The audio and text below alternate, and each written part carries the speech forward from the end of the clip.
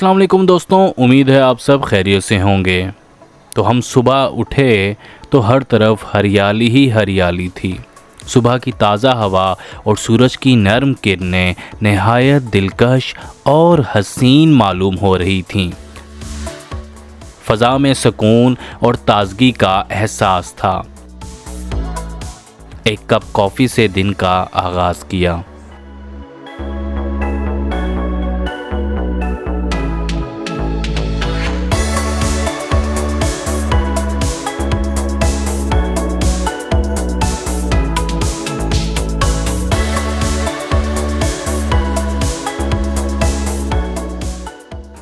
फिर hotel resort के आसपास की वादियों का लुत्फ़ उठाया।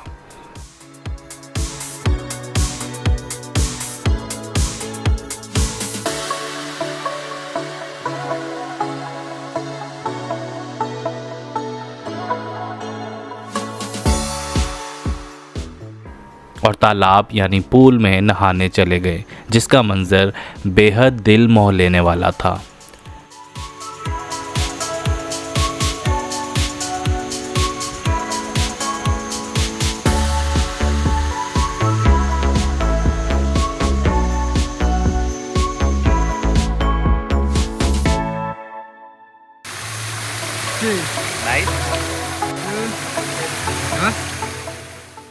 नहाने के बाद हमने मज़ेदार नाश्ता किया, जिसमें तरह तरह के खाने मैसर थे।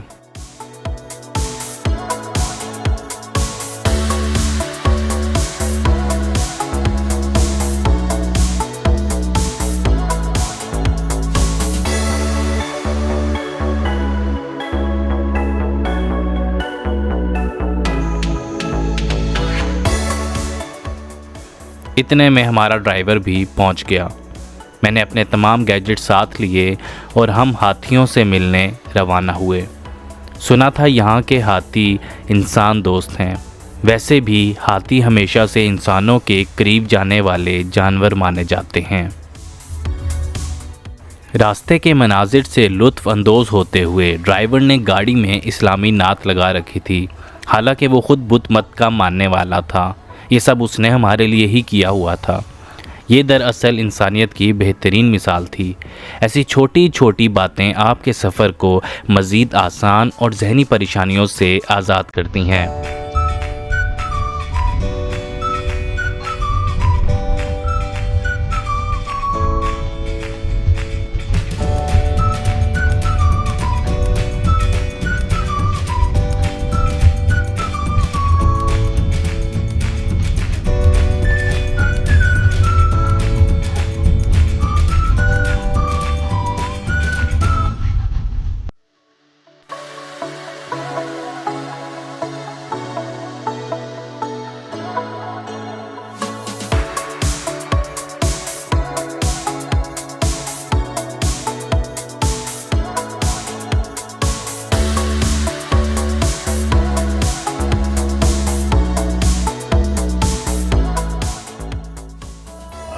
अभी हम जा रहे हैं एलिफेंट वाली साइड पर, कि जहाँ पर हम कुछ एक्टिविटीज़ करेंगे और बहुत खूबसूरत नज़ारा है। अगर मैं आपको दिखाता चलूँ, ज़बरदस्त व्यू है। और उसके बाद हम जाएंगे, देन उसके बाद हम टाइगर टेंपल की तरफ जाएंगे।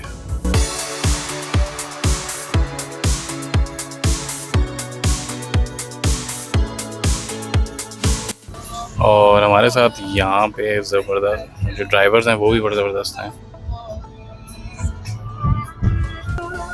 इनके साथ भी हम चिट चैट करते रहेंगे, बहुत ज़बरदस्त व्यू के साथ।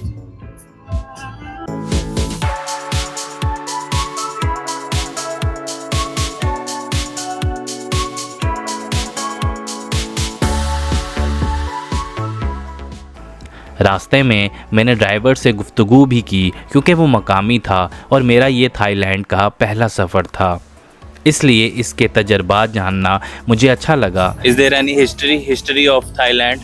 Yeah. Is there? Yes, sir. What history? Could you tell me? I think it's in Thailand very beautiful and very safety for yourself. And if on the way for you want to go to somewhere, You can tell to it with the somebody or the Thai people. Everybody can help to you. In the Thailand, is very smile for you everything. Oh, nice.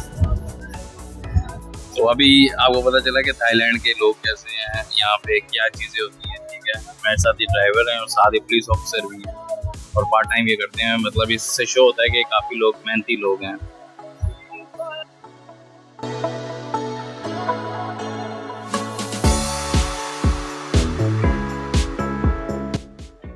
यहाँ ये मुझे अपने बुद्धा के बारे में बता रहे थे कि बुद्धा कहाँ पे पैदा हुए। वाराणसी, ओके। वाराणसी इन नेपाल और India? I'm not sure. Okay. On the mountain is Tiger Cave. Tiger Cave. On the floor, the picture left and picture right on the mountain. We will go there. Up to you. 1,200 steps. So how long it means the distance between? इसने बताया कि पहाड़ की चोटी पर एक बुद्धा का मंदिर है जहां लोग सीढ़ियों के जरिए चढ़ते हैं। दिल तो चाह रहा था कि वहां जाऊं, मगर वक्त की कमी की वजह से वहां ना जा सका।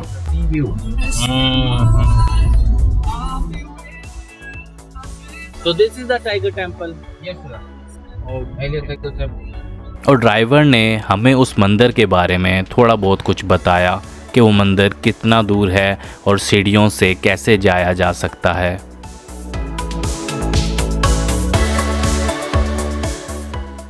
कुछ देर बाद हम अपनी मंजिल कराबी एलिफेंट ग्रीन जा पहुँचे। पहुँचते ही सामने एक हाथी नज़र आया और दिल बच्चों की तरह खुशी से झूम उठा।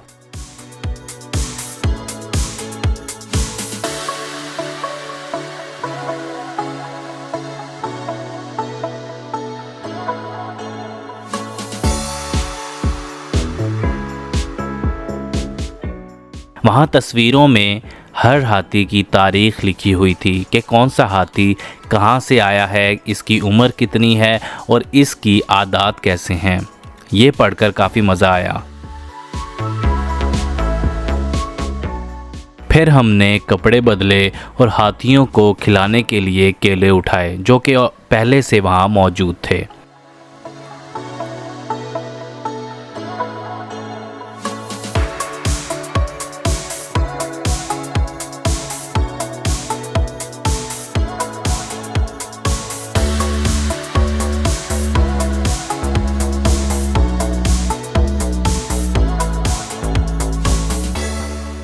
कुछ देर तक हम हाथियों के पीछे चलते रहे।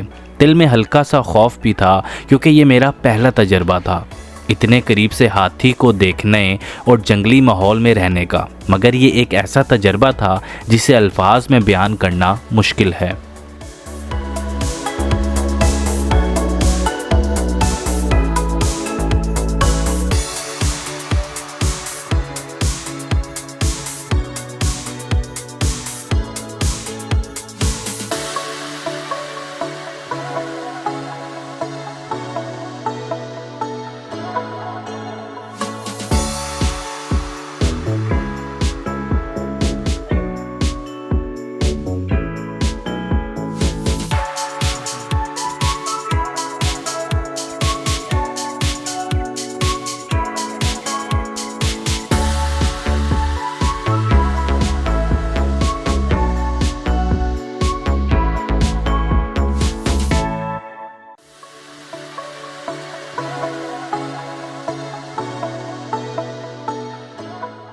कुछ आगे जाकर एक और हाथी सामने आ गया।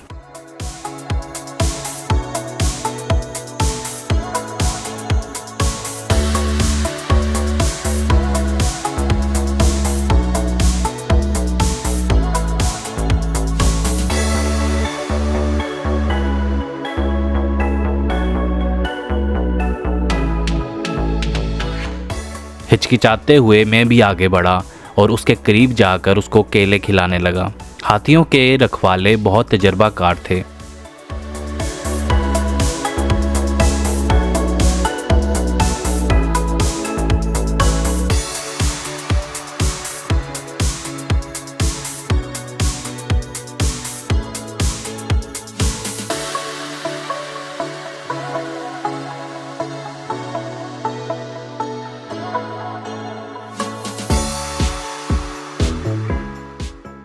इनकी एक आवाज़ पर हाथी रुक जाते, खाने लगने या तस्वीरों के लिए पोज देने लगते। उसे बुला रहा ना, तो वो बुलाता है, फिर वो मुड़ती है। अब वो नहाने के लिए वो उसे बुलाएगा।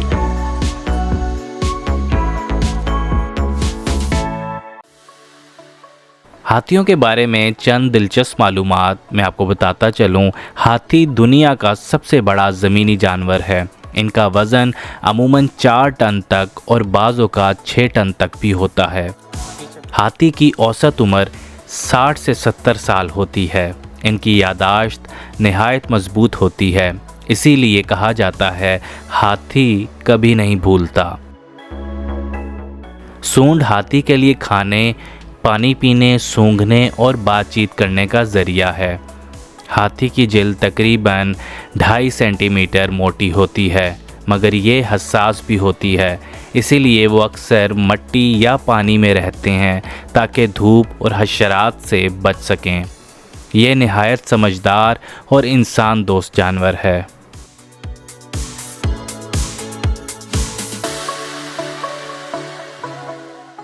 मैंने भी अपना मोबाइल एक बंदे के हवाले किया और कुछ यादगार तस्वीरें और वीडियोस बनवाई। रखवाले फ़ोटोग्राफी में भी बहुत माहिर थे। खैर, खाना खिलाने के बाद हम हाथियों को नहलाने के लिए ले गए। ये मेरे लिए एक और दिलचस्प तजर्बा था। रखवालों ने हाथियों को एक ऐसी जगह लिटा दिया जहाँ पहले से पानी भरा हुआ था।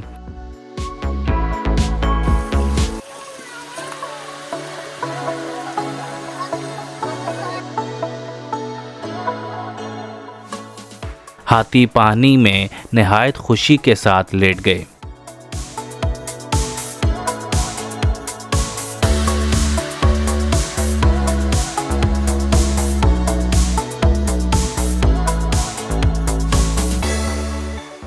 मैं भी पानी में उतरा और रखवालों ने मुझे बुर्श और पाइप दिया।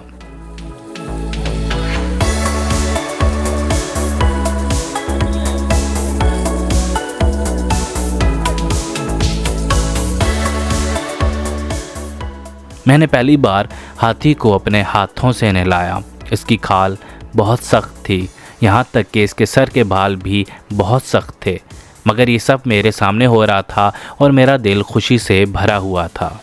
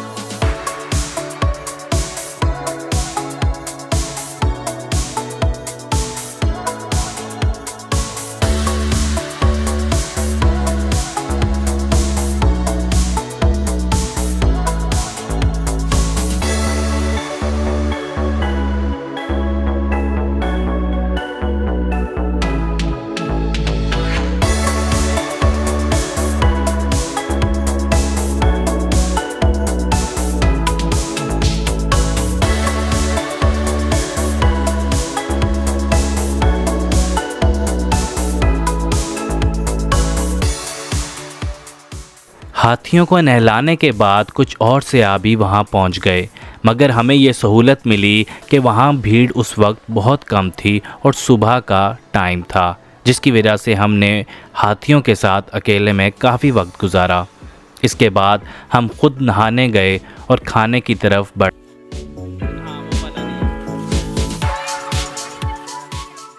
ये सब इंतज़ाम पार्क वालों की तरफ से ही इसी पैकेज में शामिल था जो हमने ख़रीदा था। यहाँ आप थोड़ी बार्गेनिंग भी कर सकते हैं।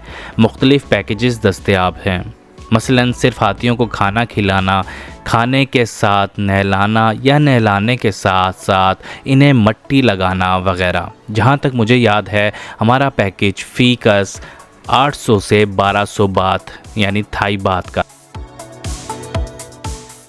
यहाँ से फारिग होने के बाद हम गए अपनी अगली मंजिल की तरफ, जो थी बुद्धा टेम्पल, यानी बुद्ध मत का एक मंदिर।